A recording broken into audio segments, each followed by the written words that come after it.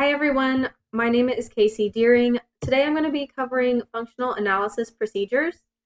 First, I just want to talk about what functional analysis is.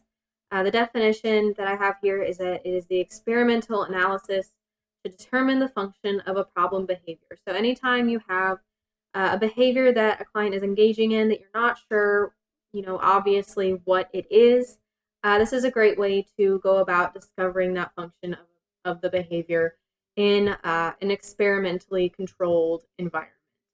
There are four functions of behavior that we focus on in ABA. Those are escape, attention, tangible, and sensory or automatic. And for the FA procedure that I'll be discussing today, it is a controlled assessment in which you use four conditions that I have here to kind of uncover what the function of that behavior is. And so the FA involves antecedents and consequences, so the things that happen before and after that behavior.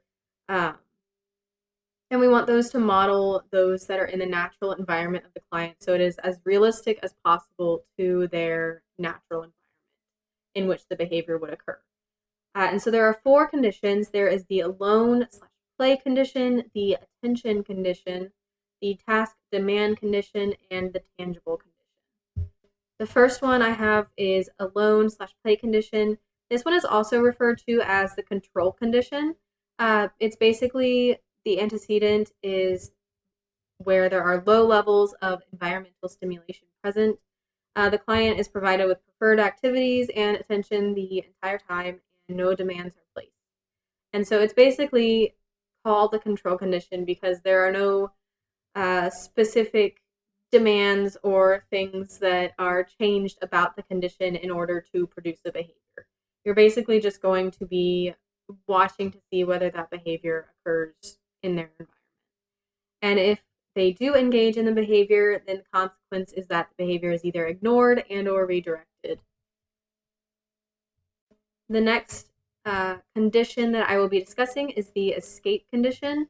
In this condition, the antecedent is a task demand. Usually the demand is provided using a three-step prompting procedure. And so I have an example here. The first is a verbal prompt in which you would say, wash your hands. Second, a model prompt in which you would model washing your hands for them. And then third would be that physical prompt in which you would hand over hand prompt them to wash their hands. And so at any time during this condition, if the behavior occurs during that procedure, then the consequence would be for that demand to be withdrawn or a break provided, typically like a 30-second break or something like that, provided so that the client gets that immediate escape from the demand. Task materials, if there are any, are also removed. And so this is basically to see if that behavior is contingent on negative reinforcement from escape from task demands. Next, we have the attention condition.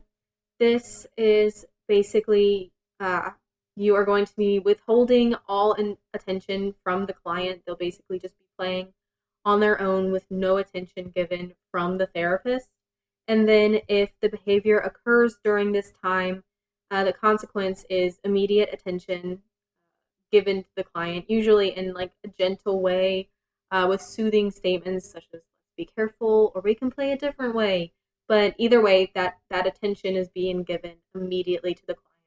And this is to determine whether that behavior is contingent on positive reinforcement from attention.